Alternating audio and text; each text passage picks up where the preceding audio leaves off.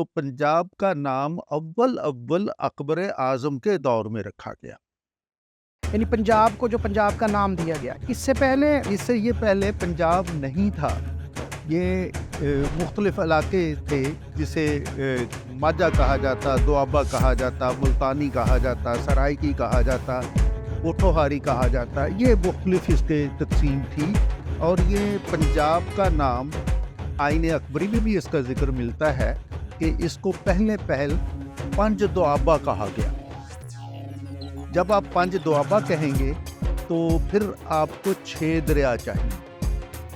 2 दरियाओं के दरमियानी इलाके को चूँकि दोआबा कहते हैं, तो 6 दरियाओं में 5 दोआबे बनते हैं। और ये 5 दोआबा का लफ्ज़ जो है, ये कसरत इस्तेमाल से इसमें दोआबा का लफ्ज़ निकल गया, पंजाब का लफ्ज़ जो है वो जारी रहा। लेकिन इसमें एक बात जो है वो ज़रूर उसका जिक्र मैं करूँगा कि यूनानियों ने जब इधर हमला किया तो उन्होंने इसे पेंटापोटामिया कहा। पेंटापोटामिया का मतलब भी 5 दरियाओं की सरजद, लेकिन वो नाम जो है वो चल नहीं सका। ये अकबर के दौर में इसको रखा गया इसका नाम। फिर ये नाम पंज दोआबा से पंजाब हुआ, और पंजाब ही को नाम को लेके सिखों ने हुकूमत की।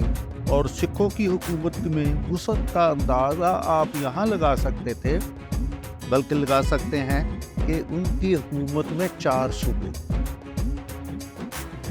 ये सूबे थे कश्मीर, काबल, लाहौर और मुल्तान।